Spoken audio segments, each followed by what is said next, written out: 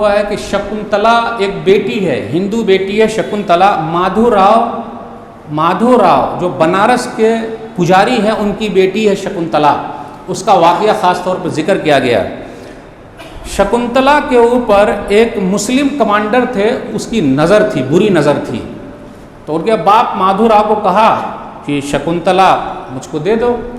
तो बेटी ने कहा अपने अब्बा से, अब्बा घबराना नहीं, मैं बादशाह सलामत के पास दिल्ली जा रही हूँ। उस वक्त औरंगज़ेब का दौर था। औरंगज़ेब दिल्ली की जामा मस्जिद से जुमा की नमाज़ पढ़ के निकल रहे थे। तो वो बेटी बेटे के भेष में, वो जो बेटी थी शकुंतला बेटे के भेष में सीधा लाइन में थी और पेपर बढ़ाया। औरंगज़ेब पहचान गए कि ये बेटा नहीं बेटी है। तो 14 मरतबा कहा कि बेटिया तेरी शिकायत क्या है, तू बता और तेरे लिए मैं आता हूँ। कहा बेटी क्या से, बोले ऐसा ऐसा मसला है, आपके एक कमांडर हैं, उसकी मेरे ऊपर नज़र है, मेरे अब्बा परेशान हैं। तो औरंगज़ेब ने क्या कहा बेटी तू जा, बनारस में खुद आ रहा हूँ और तेरी डोली उठेगी, यानी तेरी डोली उसके घर जाएगी। तो और परेशानी बढ़ गई, अरे डोली उठेगी उसके घर जाएगी, बेटी जा। 1 महीने का टाइम है। औरंगज़ेब भेष बदल के बनारस चले आए। कभी आपको बनारस जाना हो तो देखिएगा धरारा मस्जिद, धांके वाली मस्जिद आप टाइप कीजिए, अकेली मस्जिद एक खड़ी हुई है, अकेली है, किस तरह उसकी एक तारीख है। तो 1 महीने के बाद औरंगज़ेब बनारस में है, लेकिन उस कमांडर को पता नहीं कि औरंगज़ेब बादशाह सलामत बनारस आए हुए हैं, नहीं मालूम। डोली चली उठी, अब ये तो खुश है कि शकुंतला मेरे घर आ रही है, जा रही है, फिर वो सबको दे रहा है खुशी में, फ़कीर लोग भी लाइन से लगे हुए हैं।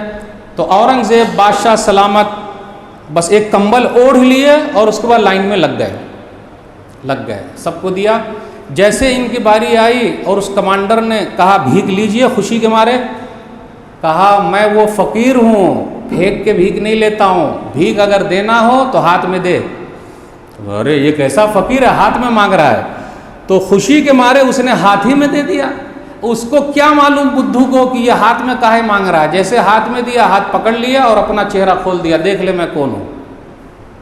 मेरे रहते हुए और मेरी बेटी को तकलीफ हो, शकुंतला मेरी बेटी है, उसको अगर तकलीफ हो, ये हो नहीं सकता। जानता है कौन हूँ मैं, कमांडर, पता है बादशाह सलामत आए हुए हैं। अब हालत क्या हुई होगी, 2 हाथी मंगाए और उसी पर उसके सामने चीर दिया। कहा मेरे रहते हुए एक बेटी पर भी अगर कुछ होगा उसकी जिम्मेदारी मेरी है। यूँ ही 50 साल तक उसने हुकूमत नहीं की है। उसके बाद शुक्राने के तौर पर माधोराव के घर गए और पानी पिया और वहीं पर नमाज़ पढ़ी। कहा जाता है वही शुक्राने वाली मस्जिद जो उन लोगों ने बनाई है। पहले ये पत्थर में पूरा लिखा हुआ था, अब वो हटा दिया गया है। तो मेरे भाइयों, कुछ चीज़ें ऐसी है कि अंग्रेज़ों ने इस तरीके से हुकूमत की है, नफ़रत फैलाई है, लेकिन हम और आप भी नफ़रत की दुकान को मोहब्बत में बदल नहीं सके। बदलने की ज़रूरत है।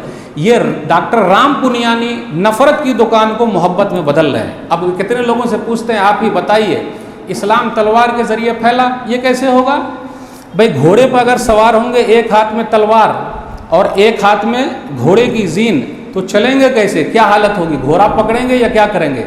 तो मेरे भाइयों, इस तरीके से तारीख़ पढ़ने की ज़रूरत है ताकि हम और आप आसानी के साथ जवाब दे सकें।